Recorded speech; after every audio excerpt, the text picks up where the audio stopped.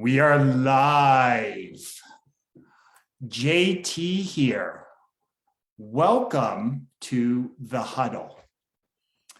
The Huddle is where I sit down with successful people from the world of sport and coaching.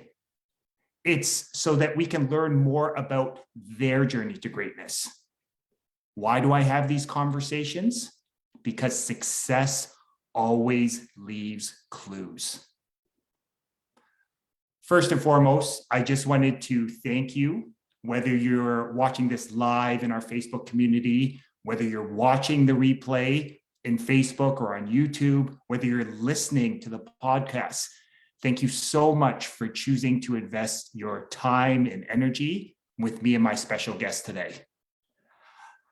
I've really been looking forward to this conversation with my special guest today.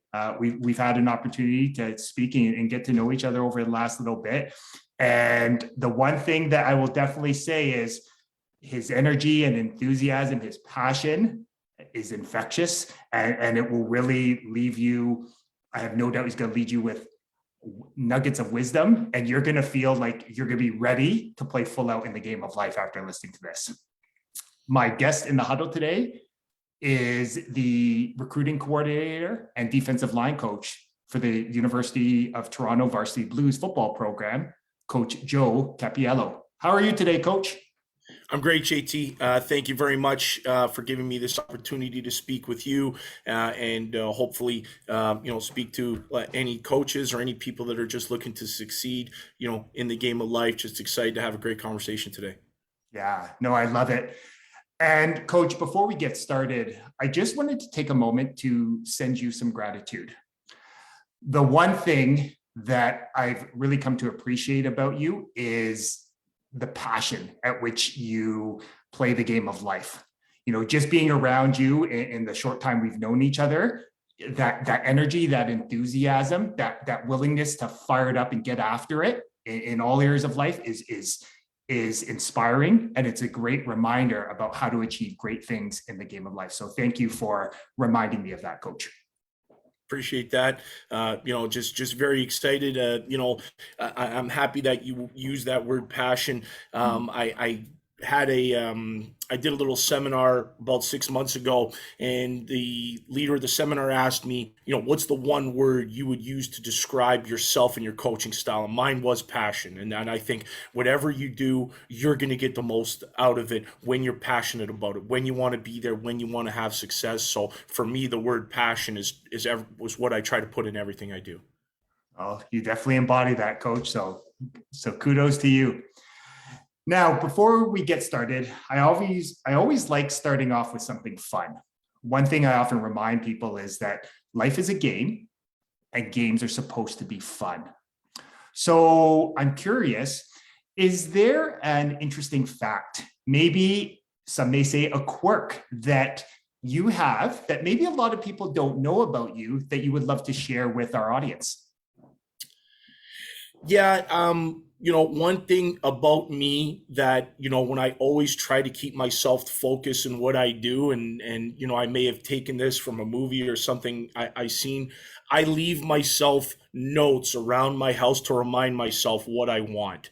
I have a little sticky note, on my bathroom mirror, or when I played, I actually spray painted a Bristol board, and I put it on the roof of my ceiling when I went to bed. What do you want today? What do I want out of my kids? Coaching. What do I want in life? And that just reminds myself. It centers me when, sometimes things get tough, and just to think that's where I'm going. That's where I want to be. And for me, just leaving those reminders in everything I do, that is something that no one knows about. It's just, in my house, or even in my car. I'll just maybe even leave them on my dash or something, just so I know, remind me, keep me focused, keep me centered.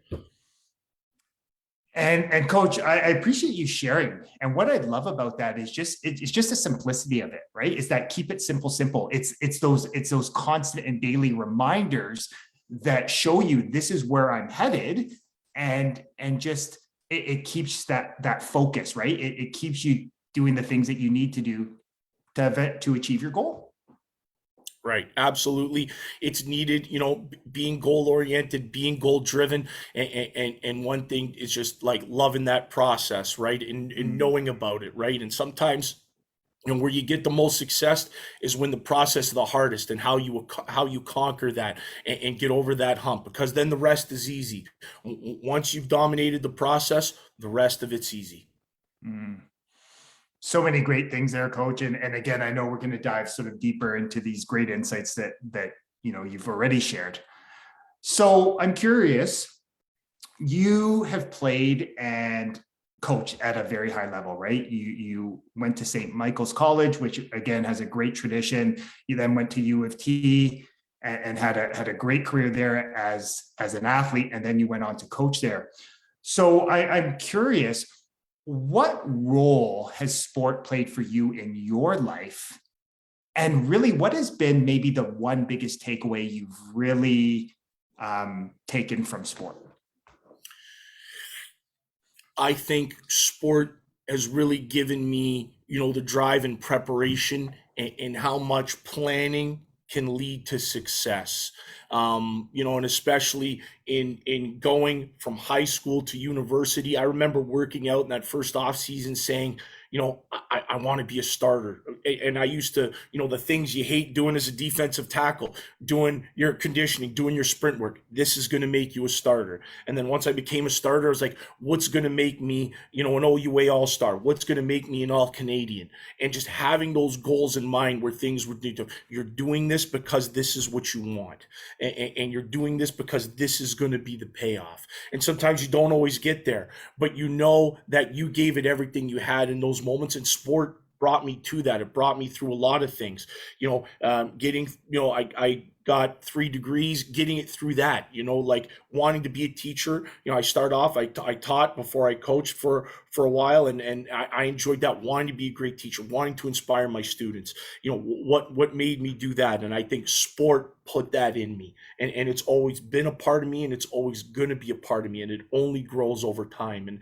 And one thing I think that's important to me is I'm always learning. One thing that during the pandemic I thought, not to waste this time, is read as much as I can, because you're never going to have this much reading time again. And I read a number of great what I considered, coaching help books, and then, books that are going to help you in different areas. And I think that's what helped me a ton is, just reading a lot of different coaches' perspectives, coaches that maybe didn't have the same perspective I had.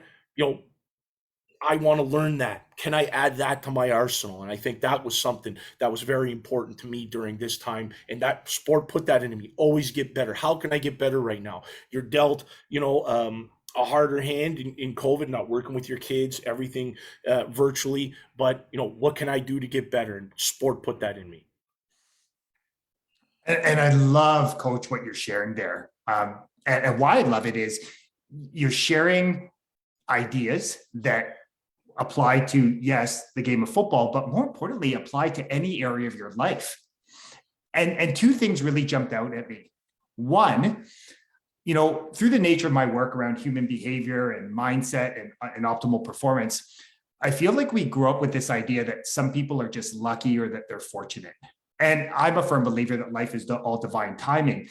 But I love the fact that you talked about is successful people don't necessarily always like to do the things in preparation to be great, but they understand that it's the cause, like investing into doing that great is the cause, and the effect will be the performance on the field. So I love that reminder, right? It's like it's doing the things you need to do to be successful, doing the things you need to do today to be great tomorrow. That was the first thing. The second thing I loved is you talked about what all successful people are. They are coachable. They're open-minded. They're pushing themselves to constantly learn. Now, I'm curious, is that something that has always been a part of you, or is that something that was taught to you, by a coach or mentor? You know what? I think it was something that was taught to me by a coach and mentor, but a lot of it was like when I learned through other people's journey, what they had to do to get there. I read I read two books about Ed Orgeron. One of them, both written by Brian Feldman. One was Meat Market, about college recruiting, and another one was Flip the Script, which was last year, about his LSU journey. And just learning about Ed Orgeron's journey and how he had challenges and what he had to do to get over that. And then, I also read Nick Saban's book, how his journey from Kent State and then coaching at Kent State and pushing himself to be, great. That just showed me, got people's paths and how they worked. People just think, oh, Nick Saban's the best. He's just the best.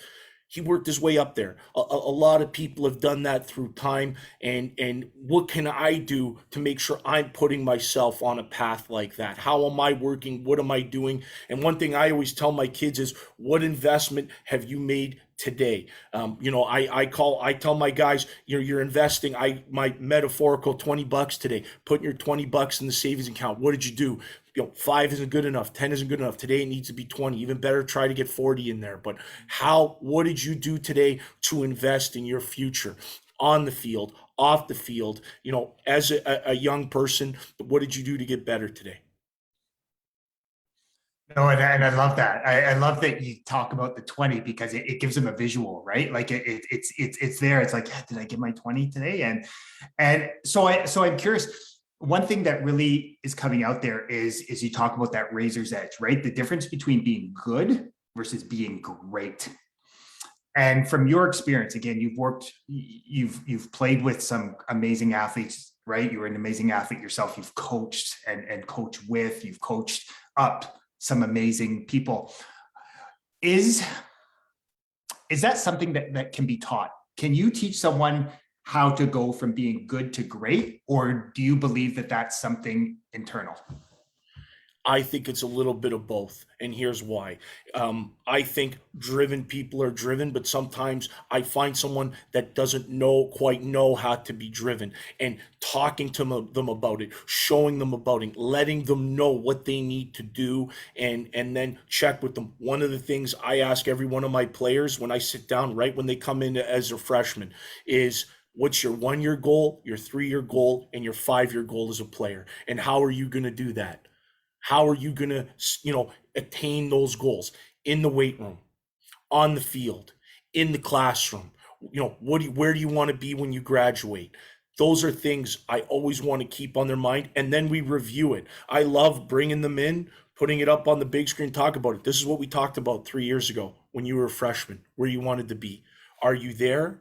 Are you past that? Did you, achieve more than you thought you could have? Or are we not quite there yet? And what do we need to do to ensure that the next 2 years get you where you want to be? And I think that, having that goal-oriented type person really helps achieve that greatness. Because when you know where it is, you're going to get there. You know what it takes. And these are the steps to get there. One thing, I tell a lot of my D linemen, a lot of guys think, oh, JJ Watt, he's great. I tell guys, JJ Watt did not roll out of bed like that. The guy works out 8 hours a day, guys. 8 hours a day. He wakes up in 4 a.m. He's properly nutritioning himself. He's staying focused mentally, and even outside the world of sports. You look at a guy like Mark Wahlberg. People have tried to, you see it on social media, people are trying to do the Mark Wahlberg workout. Got people set themselves up right in how they want to do things, and they're having great success. And if you want to be those type of people, that's how you have to do it. So many great reminders, and I love how you're coming back to this idea, right? Like it's really easy. Like we've been trained to look at, where people are now, as opposed to looking what have they actually done to get to that point, right? So again, you have a background in education. So I love, like, it just speaks volumes. The way you're talking is really about being process driven, but goal orientated, right? That fine balance. From your experience, are most athletes, student athletes walking into university understanding the importance of goals? I would say they need, some are. Some aren't. Some guys come in, they're very clear what they want. First year, I want to contribute, whether it's on specials, whether it's starting, whatever it may be. Some guys expect it, come in having an expectation without knowing what it needs to achieve that expectation, what they need to do to get there. So, I think however I can help guys get there is the best, and giving them the tools they need. I consider myself a Home Depot. I'm putting tools in toolboxes to help people in life and help people in sport and help people in their education, whatever way. I want to give them whatever tool they need to help whatever comes their way. And I love that you share that, coach. Like you're talking about, like I'm Home Depot, right? Like, and that speaks volumes about you being truly embodying what a servant leader is, right? It's about helping elevate, right? It's about empowering others to reach their goals. So I'm curious, what is that tool, right? Like obviously playing at that next level, there does need to be this foundation of talent, right? Like it is there, but what is that tool that separates a good student athlete at the university level versus a great student athlete at that level?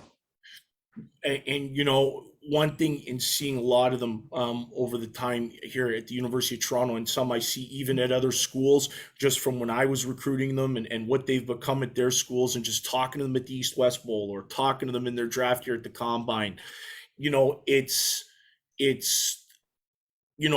having them realize what it takes to get there. What does it take? Like some guys think they know, or some young people think they know, and then it might be different for them than it is for other players. There isn't an automatic, okay, well, here's the playbook for that. You're going to be fine. I'm going to give this to you. They need to know what it is for them and kick it into high gear. Just one player that I worked with that really elevated his game was with the Hamilton Tiger Cats right now is Malcolm Campbell. Malcolm came to our school from Mississauga, started as a linebacker, got moved to me to the defensive line, had some struggles in his university career. And then, the light bulb turned on for him. This is what I need to do in school to have success. This is what I need to do on the practice field to have success. This is what I need to do in the weight room to have success. And when I hear other student athletes say, oh man, like I wish I could work like Malcolm. Well, you can. That's where you need to be. He made a choice where I will need to get to this level. This is what it requires. And he made it happen. And, one thing he always wanted to tell me, he goes, Coach, I want to lead the nation in sacks. Okay, how are you going to do that, Malcolm? How are we going to make that happen? How are you going to be an All-Canadian? And having that and building it up through every workout, every weight session, every film session, having that attention to detail the whole time. And I love, again, just your ability to really hone in the process, right? And you talked about, doing all those little things in preparation of game day. But I also love this idea. And one thing I often talk about is that success is 95% mindset, 5% strategy.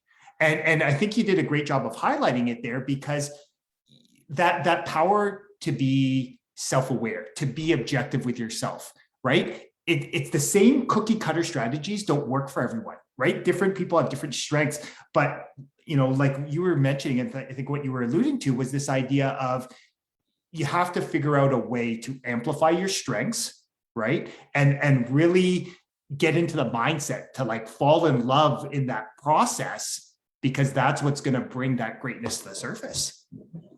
Right. And one thing I like to give them markers for my defensive line. One thing I'll say to them is I want you to master 5 pass rush moves in your arsenal. You want to master them. What does master them mean? I have them tell you should be able to walk up to any O-lineman and tell them what move you're going to use and then beat them with it. They know what's coming and you can still beat them with it. You need to be that good at your craft, working your craft every day. And this applies to anything, and having that mindset of knowing how I'm going to be dominant and how I'm going to take over and do what I need to do. And it's a journey over time, and it takes 2,000 perfect repetitions to be a master at something. So you can imagine how many, ones that were, that one was 75% good. That one was 50% good. I still need to work on it. we're talking about a lot of reps and a lot of preparation. So having the guys know that that's what it's going to take and getting them there, it is in that mindset. It is having that this is where I need to be and I need to keep working towards that. I love that. Again, I love the expectations, right? But I'll highlight that I love the face of it always starts with that love tough, right? Like you are so, again, about being a servant-based leader, about finding out what they want and just showing them, here are the tools, here's what you need to do to get there. So I love that. So one of the things that I love about the University of Toronto is, anyone that follows anything in education knows that typically in Canada, it is by far one of the top ranking schools in terms of academics, right? In terms of those medical doctoral schools. Now, you also went to a high school that has those same standards, as I remember, because I remember how going to St. Mike's set my brother up to be successful. In your opinion, why is it so important to be in an environment where it's not only high expectations in terms of success on the football field, but success academically as well? And just like it is on the football field, it's the same in academics. It's the same in terms of, having guys know where they need to get to have success. I want them to push themselves, to have every door open to them. We have a lot of high achievers at our university. People who come to our university, they don't want to be they want to be doctors, they want to be surgeons, they don't want to be lawyers, they want to be judges. Have to be at those top levels, and to them, the same principles that you use in sport, they can bring that into academics in how to have that success in the classroom and learn everything they can now to be the best doctor in Canada, to be the best lawyer or judge in Canada, to be the best engineer, or to be the best police officer. One of the great things is the myriad of different jobs. When I talk to recruits, what they want to do in life, and I keep notes on that. When you were 17, 16 years old and we started recruiting you, you wanted to be that police officer. What's going to make you the best police officer on the force? What's going to make you the best doctor? What's going to make you the best lawyer? And I love that they pick that up while they're here and the different experiences they can have in and around our campus and through meeting with their peers. Well, I love, again, what you said, like, be the best, right? If you're going to do it, be the best at it, right? Like, don't leave no stone unturned and just do it. And what I will share with you, Coach, is that, from the number athletes that we've similarly worked with, I've noticed by the time they're done their 4 and 5 years at U of T, their level of maturity and their ability to see the big picture has transformed. Now, I know part of that is the maturation process, but I definitely think it's due to those high standards, not only on the field, but in the classroom as well. Correct. Yeah, I think so as well. Even being in academic school, working hard is going to have success. And some people who had success in high school might come here and, it's a transition. How do they adapt to that transition? And things happen like that in life for them all the time. How can you make that transition successfully and, become that great person? And that's through self-development. You succeeded something. You got that world-class degree. You played a sport while you were doing that, and I think that builds a certain character in someone. And it's great. When I get to, now that I've been coaching 10 years, I've had the opportunity running into players I coached. Oh, coach, I'm doing this now. Oh, coach, I'm doing this. I have a family, I have great kids, and it's just, that's how I know I've succeeded as a coach, when they're having success in all aspects of their life. It's funny that theme keeps coming up in the conversations I've been having over the last couple of months, right? With many great coaches, such as yourself. It's that old, like, OUA tagline, right? That they used to have, like, champions for life. Oh yeah, absolutely. For me, that's how I gauge my success as a coach. Great winning games, great having individual players have success, great winning championships. But I think I'm having winning my championship when I see young men and young women I've coached doing amazing things, and that's what just shows makes me happy for them that they took the tools they needed and had that success in life. Oh, great point. So one question that I sort of came up is, one thing that's very evident, talking with you and listening to what you talk about is, this idea of you view your role as, how do I bring out the best? How do I help people be great in all areas of life? From your experience, is there kind of that moment, like, have you noticed there's a theme of when the light bulb goes on, when people be like, I get it, like, this is what it takes? Have you seen, like, from all the athletes and coaches you work with, where all of a sudden it's like they understand this is what it takes to be great? Absolutely. And I think you can even see it twofold. One, individually in players and in students. There's an old saying from a movie, Minority Report, all living things on this planet, when it comes down and the chips are on the line, every living being is, concerned with its survival. And I think a lot of student athletes and a lot of athletes will, find that moment where they've turned it on. You see them, they're putting in extra workout. They know what it needs to, where it needs to be. And now I can push them a little more. They've moved their goalposts closer. They athletes who want to be great do that. They bring the goalposts closer for them by doing that light bulb turning on. They get it. It's almost like they get that scent of it and then they work for it. And it's the same in a team. When I've been on teams that have won championships or coach teams that have won championships, sometimes you get it. You just feel it. Like, this is a special group. You could just feel it. You just know it's coming. This group here, they're going to have success. This person, they're on the precipice of having success. And I think it's through learning and development, and then them knowing, and then the rest is easy for them. They just know, they know what it takes. They know they're a special person. They know they're a special group, and they know they're going to have greatness. And everyone can achieve it and does achieve it. It's just when are you going to decide that this is, I'm going to be great and this is how I'm going to be great. And then the rest is easy for them. It's interesting. Like, what I'm really hearing from you again is, one thing that I sort of heard was, that special group, right? Where you just feel it, right? And I think we've all been around those groups, those teams, those units where it's just different. There's something different about them. Now, I'm curious, is that something that you build within, let's say, even the D line, or as a group, where you really try to get them to buy in about, like, pushing each other and helping, each other to be great, to be the best? Like, is that something that you intentionally do? Absolutely. Like, especially with the D line, with it being such a group of hunters, and, when you have a unit of 4 of them, having them know the expectation to be together. We're going to be the best unit in the country. How are we going to do that? That starts at practice in pursuit. That starts in drills, running to drills. It starts in special teams. They know they hold themselves accountable, and special groups do that. And they know when a guy's not meeting expectation. Hey, you're not doing what you need to do right now. How can you do that? Like, this is where we need to be, and you're not holding the standard. And the guy's like, man, I'm letting the group down here, right? And that's what brings everybody up. That whole group, is just knowing that we're going to be the best in the country. How do I do that?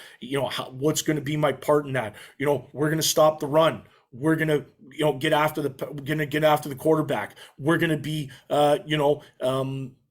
machines on special teams. That's it, being that group. That's my expectation of my group, and I remind them in everything they do.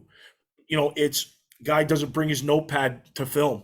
Let's go. Is that going to be conducive to being the best in the country? Like, I want my guys, and this is something I picked up, is you should have your notebook full at the end of the year and then go through it. And that was one thing that helped me have success as a player, when coaches constantly, and I wrote everything my coach told me down. And then when you're looking back 10 pages ago, oh, he said that to me back then. He said it to me again 20 pages back. That's something I need to work on. Right. And that's one thing, when they all get on that same page, that's when you have that special unit who, they're going to hunt together. They're going to eat together. They know the expectation through everybody. And that's how you get that great unit.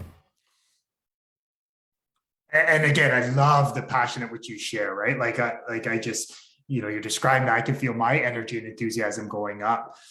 But I love that what I really got from that was the power of team, right? And a true team is understanding that idea that together everyone achieves more, right? It's a true sense of the team is, you're surrounded with people that are the first to be your biggest cheerleaders, but then also they're the first that, they'll be the first to put their arm around you when you do a great job, but they're also going to be the first one to give you a kick in the arse, to light a fire under you when you're not up to that expectation. Absolutely. And one great thing, you're talking about team power. Football is the greatest team sport in the world. And here's why. It doesn't matter if you're 6'7", 320 pounds, or if you're 5'6" and 120 pounds. There's a spot for you on the field, and how can you help that team with your special, skills? And it's the same thing in life. You're great at something. How can you help, your workplace, your family, your friends? What is your special skill that's going to help you in that? And I think that's something that football fosters and helps it. What is your role on that team, and what can you do to be the best in helping your team so that you can further your level of greatness, and that's one of the things that good teams do all around. And I love that we're talking about this team. And the reason I share that is I believe that we grow up in a world where I believe humans, right? The fundamental truth is everyone has greatness inside of them. And it comes from a lens that as we are conditioned, as we learn, we're sort of taught to be selfish, right? And it comes out. But that's where I believe the power of sport, especially of football, is there. Because when you learn to be a great teammate, that opens up doors and opportunities in life that you never knew was possible. And I'm not speaking from theory. I just think back to times where, I just, from my background in education and coaching, there are numerous students that reach out. And one of the first questions that they always ask, that employers ask, is, what kind of person are they? And what kind of teammate are they? And I believe that sport, football especially, right, when you can be a great teammate, that's what people are looking for, because you can train all the strategy, you can teach people how to do a certain job. But I feel like if you don't have that teammate piece, you're not going to thrive, in my opinion. Yeah, absolutely. And even, when we're recruiting players, that's one of the first questions I ask coaches, I ask teachers. What kind of person is he? What kind of student is he? Is he involved in anything else at school? Does he donate his time? These things talk about the character of the person. And, one of the things about, Coach Marshall in our recruiting strategy, we want three things. We want great players, we want great students, but even the most, we want great people, because great people put together a great group, and a great group will achieve greatness. And when you accumulate a lot of those great people, what you can do is endless, on the field and off the field, in terms of impacting people's lives. We've seen a lot of guys on our team do a lot of different initiatives that have helped people around our community here in Toronto, whether it be Sick Kids Hospital, or going into schools with our Buddy Up program, just helping people get to where they want to be, and make someone's day better. And I'll spend my time around those people any day of the week. No, I love that. And I love that that's a big focus of the program, right? Like what type of people are they, right? Because you want great people, you want to surround yourself with great people. Right. Okay. So depending on when people are watching or listening to this, we're in an interesting time, and we're coming out of, we'll just say, a unique time of human history. And there's been a lot of conversation around this idea of wellness, around mental health, especially after the 2020 Olympics. So I'm curious, again, you coach a sport that is very, that is a very alpha, very tough, right? That has sort of a mystique there. In the 10 years you've been coaching, have you noticed a shift in terms of, what athletes need to do to thrive in terms of mental health? Like, is it more of a challenge now? Is it something that needs to be addressed more? Yeah, I'm really curious from your experience. I think that's something that's constantly evolving and something we learn more and more about every day.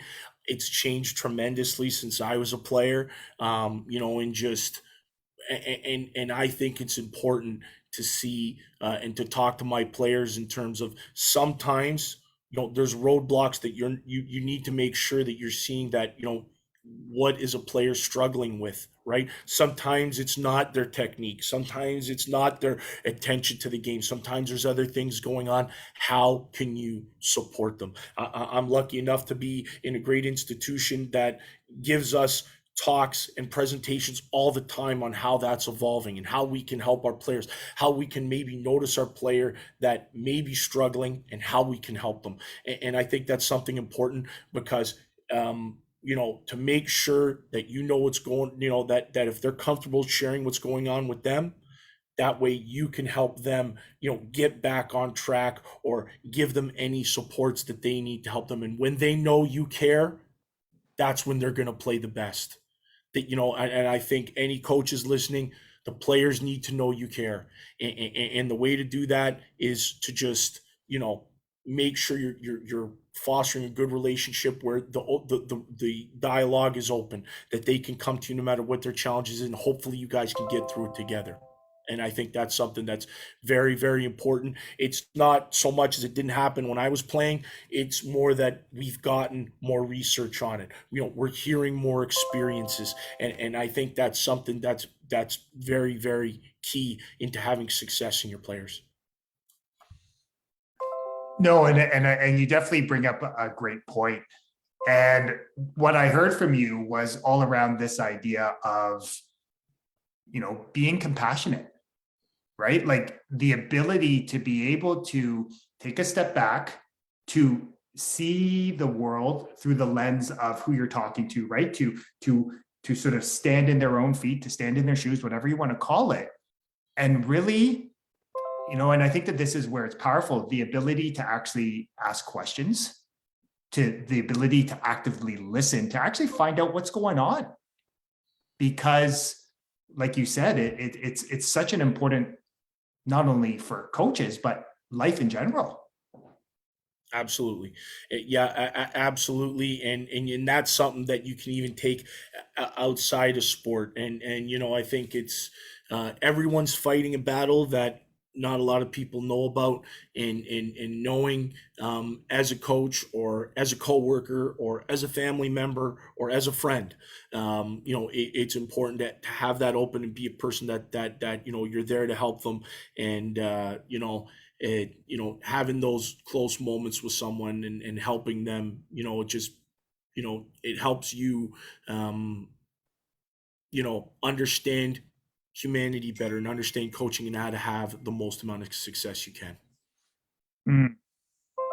And I love that. I often say one of the greatest needs for humans to thrive, anyone, is every human wants to feel seen and heard. And I love when I was chatting with Marshall Ferguson this week, he talked about, I'll add one to that, seen, heard, and felt like appreciated.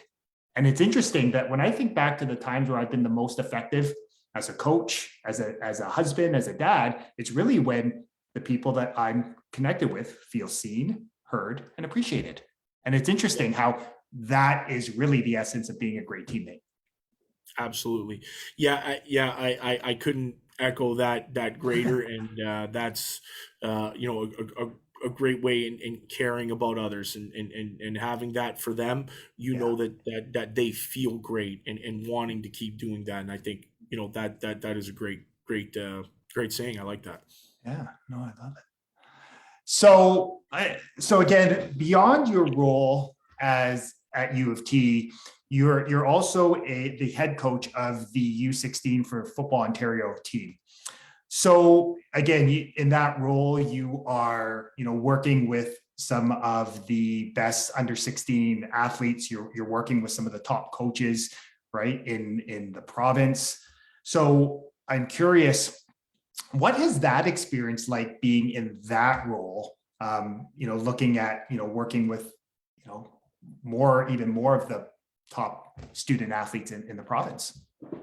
One of the great things about that program is you're going to play with players for those, that young group. The first time they're going to play with people from all over the province, different backgrounds. When they're playing in high school and they're playing in their community, it's kind of similar. But when you're playing with people from Ottawa, from Windsor, from Toronto, from Peterborough, from London, wherever it may be, different people, different backgrounds, and coming together for one goal. And one thing for me that's important is letting our guys know what our goal is. The number one, we're there to be great and be the number one team there. It's, we're looking to win a gold medal. How do we do that?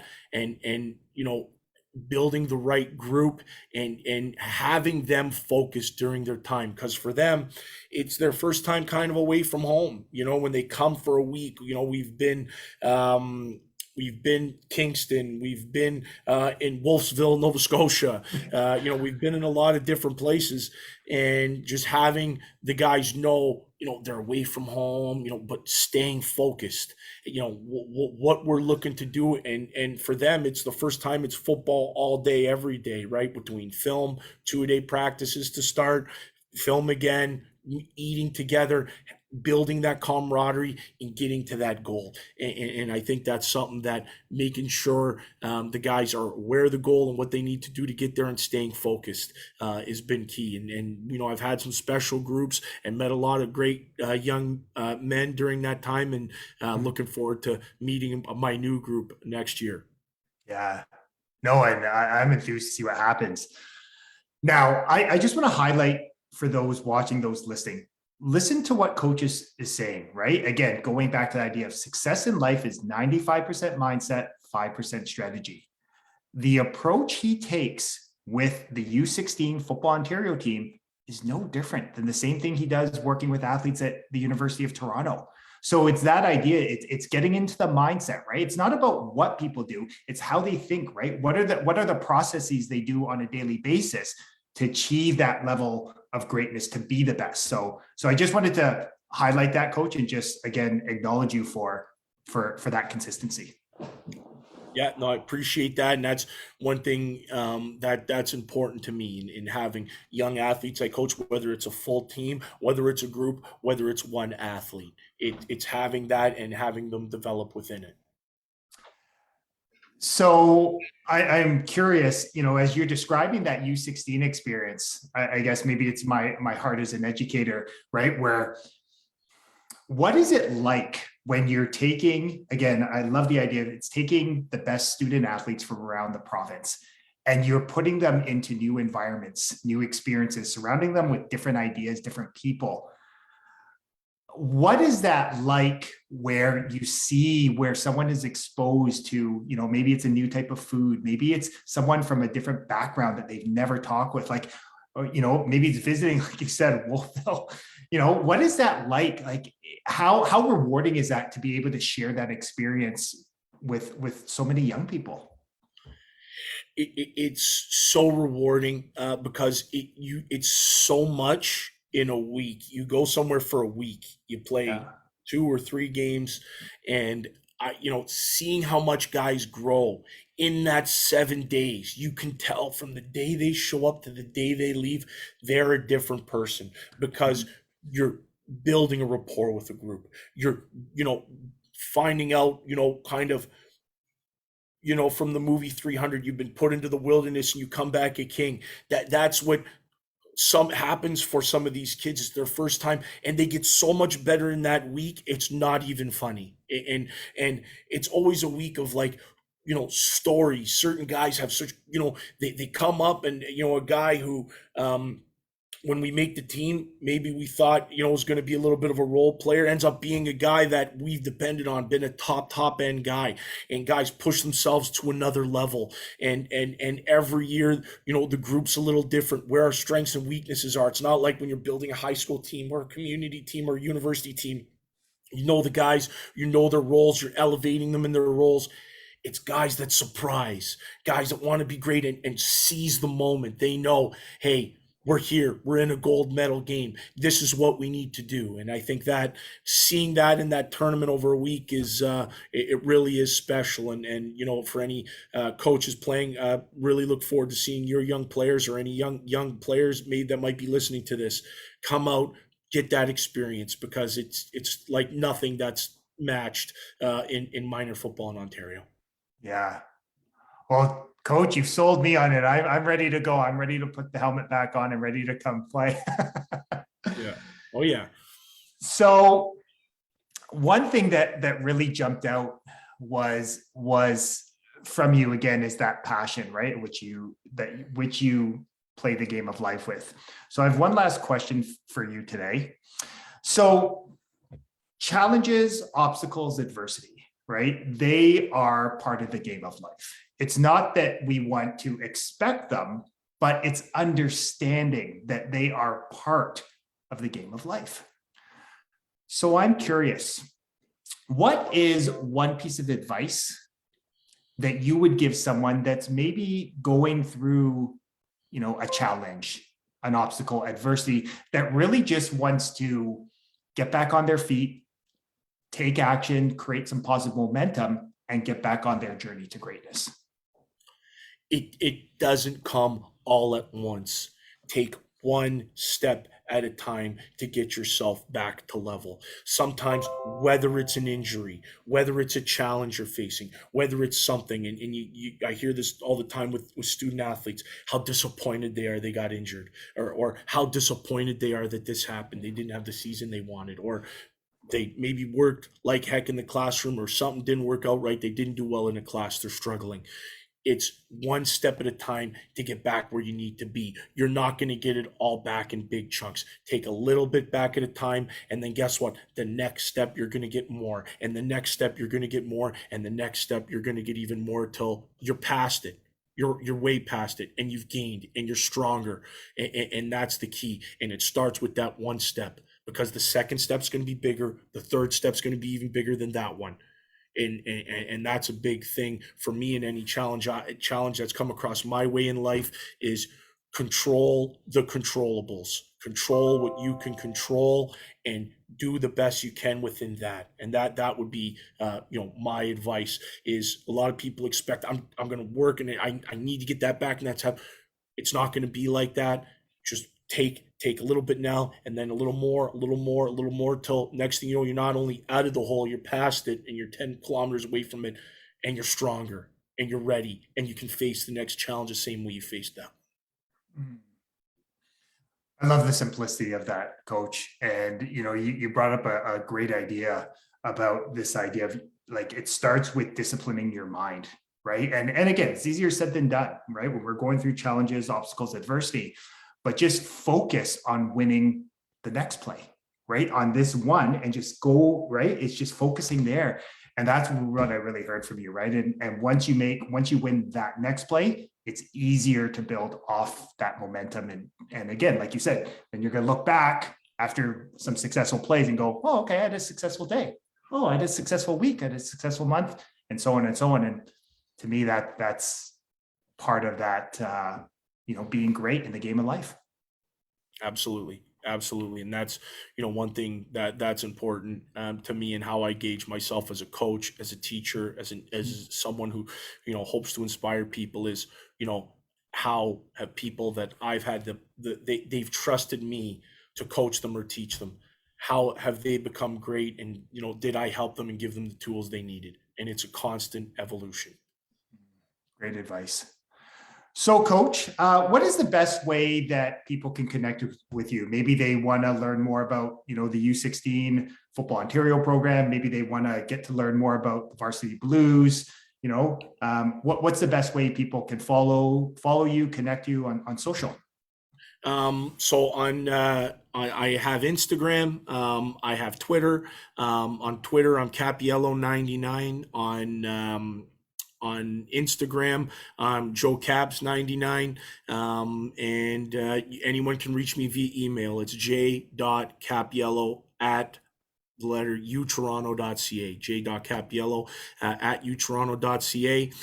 If you have questions about Team Ontario, have questions about the University of Toronto, please don't hesitate to message me. If you're a coach and you'd like me to come out to a practice, I'd love to meet some of your young student athletes, whether it's for either group. And, just excited to get back to football here soon. And I think it's something that I think we can all say for sure.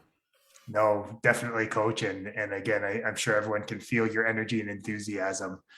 And I'll make sure to share, again, all of Coach's socials in the description on Facebook, YouTube, or the podcast. So, Coach, I just wanted to take a moment. I wanted to take a moment to acknowledge you. I wanted to acknowledge you for the great man you are, the great teacher, coach, and mentor, but most importantly, the great human being you are. The one thing that I've really gotten from our time since we've met is just that passion in which you choose to live your life by.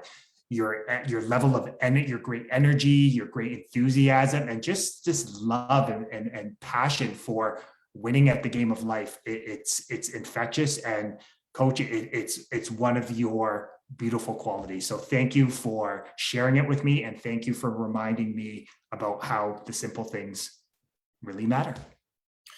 I appreciate you having me on this platform, that and seeing the community grow more and more every week.